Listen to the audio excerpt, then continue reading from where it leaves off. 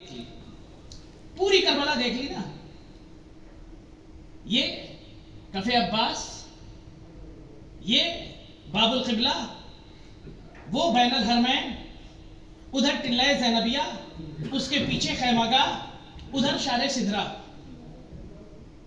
अब अगर खाके करबला देखना है तो यूं समझो कि जो भी सारी जंग हुई है वो शारे सिदरा की तरफ, जिधर मकामी अली अकबर है, मकामी अली असगर, जिधर नहर अलकमी है, मकामी इमाम मेहदी है, वो पूरा मख्तल है और ये पूरा ही जबकि मख्तल है। लेकिन जो भी गया, जो भी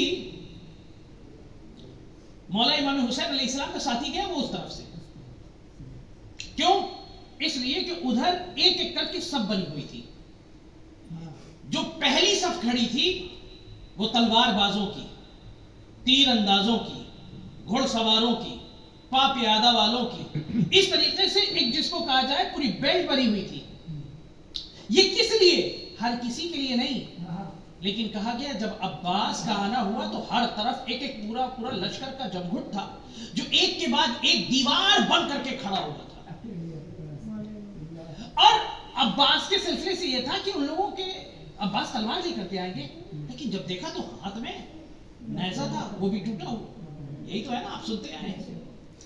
लेकिन अब्बास को इजाजत नहीं मिली, मौला को मिली तो पानी लाने की। मश्क साथ में है, अलम हाथ में है और एक हाथ में टूटा हुआ नेज़ा है। घोड़े को एड़ लगाई। अंदाज ये बताता है कि जब अब्बास चलते थे और घोड़े पर बैठते थे तो उनके पैर जमीन पर खत करते थे। ये कद्दो कामत वाले अब्बास। अब अज़ीज़ान ईमान, जहां पर सारी सफ़ें बनी हुई हैं,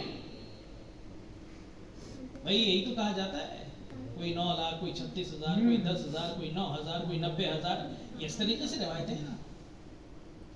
अब अज़ीज़ान ईमान, जब अब्बास जब चले हैं तो हाथ में तलवार नहीं है, लेकिन शब आशूर अब्बास के हमले के अंदाज को ये लोग देख चुके हैं।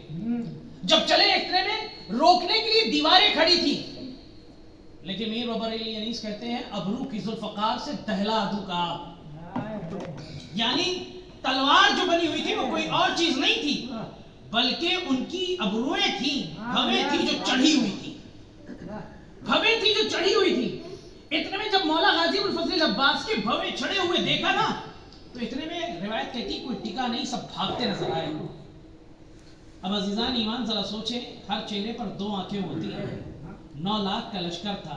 अब्बास की फजीलत यही है, जो 18 लाख आंखों में खौफ बर्पा कर दे उसे अब्बास कहते हैं।